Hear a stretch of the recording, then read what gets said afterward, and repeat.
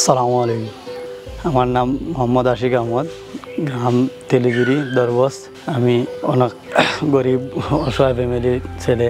আমার আম্মা আব্বাও কেউ নেই, মারা গেছেন। আমি আমার গোটটা নিয়ে কেউ নেই। আমি আমার বোনিন 3-4 জন নিয়ে অনেক কষ্টে আসলাম। বৃষ্টি আসলে পানি পড়তো বা বন্যা আসলে পানি উঠে যেত, তাই অনেক কষ্ট হতো আমার থাকার জন্য।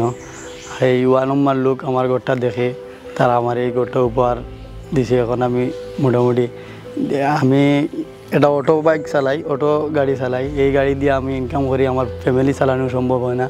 আমি যে একটা ঘর বানাইব এই পরিমাণ পরিস্থিতি আমার ছিল না, তাই ওনারা আমার ঘরটা দেখে আমার ঘরটা উপহার দেওয়ায় আমি অত্যন্ত খুশি। ওনাদের কাছে আমি কৃতজ্ঞ। মহান আল্লাহ তাআলার কাছে আমি শুকরিয়া আদায় করছি, আলহামদুলিল্লাহ।